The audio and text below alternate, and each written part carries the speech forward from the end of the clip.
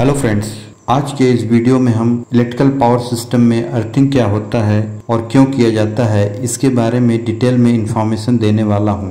Electrical earthing का use electrical system में लोगों, इक्विपमेंट, बिल्डिंग को इलेक्ट्रिकल फॉल्ट और हैजार्ड से प्रोटेक्ट करने का जरूरी सेफ्टी मेजर्स है।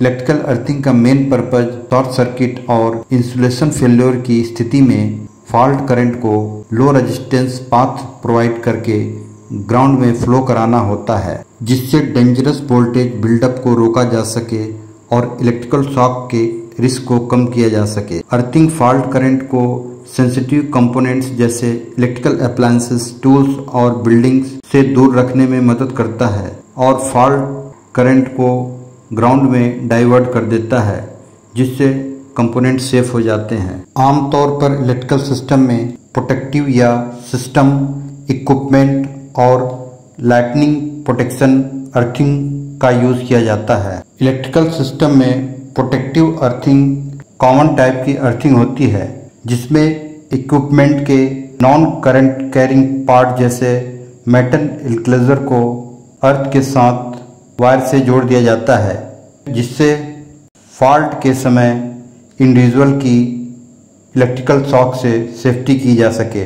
सिस्टम अर्थिंग में सप्लाई सोर्स और इंस्टॉलेशन के कंडक्टिव पार्ट को कंडक्टर द्वारा आपस में अर्थ पॉइंट के साथ जोड़ दिया जाता है, जिससे इंस्टॉलेशन में अर्थ फॉल्ट होने पर सोर्स अर्थ पॉइंट के थ्रू करंट ग्राउंड में पास हो जाए। सिस्टम अर्थिंग को इस तरह से डिजाइन किया जाता है जिससे अर्थ फॉल्ट होने पर प्रोटेक्टिव रिले का ऑपरेशन क्विकली और एफिशिएंटली हो सके। इलेक्ट्रिकल सिस्टम में इक्विपमेंट अर्थिंग का यूज इसलिए किया जाता है जिससे इलेक्ट्रिकल इक्विपमेंट को प्रॉपर फंक्शन के लिए इंश्योर किया जा सके। इसमें इलेक्ट्रिकल अप्लायंसेस और मशीनरी के मेटेलिक पार्ट को अर्थ के साथ जोड़ दिया जाता है, जिससे स्टैटिक इलेक्ट्रिसिटी का निर्माण को रोका जा सके और वोल्टेज लेवल को भी स्थिर रख सकें। स्टार कनेक्टेड एनर्जी सोर्स के न्यूट्रल पॉइंट और फेस के बीच इक्विपमेंट या किसी लोड को फ्यूज के थ्रू इंस्टॉल किया जाता है। नॉर्मली करंट का फ्लो सोर्स के फेज वायर और न्यूट्रल के बीच वोल्टेज डिफरेंस की वजह से होता रहता है। इक्विपमेंट में फॉल्ट की कंडीशन में फॉल्ट करंट का फ्लो ट्रांसफार्मर में बैक होने से पहले सोर्स की फेज वाइंडिंग से होकर फ्यूज इक्विपमेंट की सरफेस और न्यूट्रल में फ्लो होता है और ग्राउंड के पास कहीं भी कोई करंट फ्लो नहीं होती है। इस केस में फ्यूज ऑपरेट हो जाता है, लेकिन सप्लाई केबल में फॉल्ट होने से लाइन कंडक्टर ग्राउंड के कांटेक्ट में आ जाता है और फॉल्ट करंट का फ्लो अर्थ मार्स के थ्रू अर्थ इलेक्ट्रोड से होते हुए ट्रांसफार्मर वाइंडिंग में बैक हो जाता है और अर्थ फॉल्ट प्रोटेक्टिव डिवाइस ऑपरेट हो जाता है।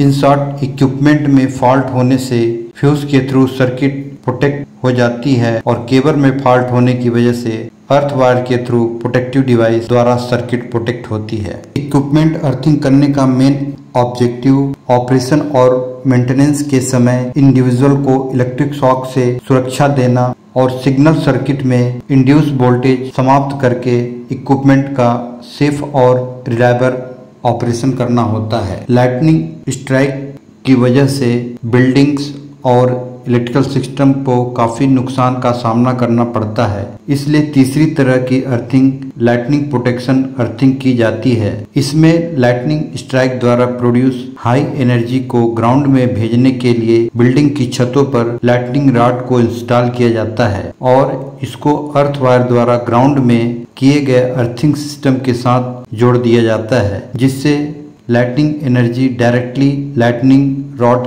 के कांटेक्ट में आकर अर्थ वायर के थ्रू ग्राउंड में डाइवर्ट हो जाती है।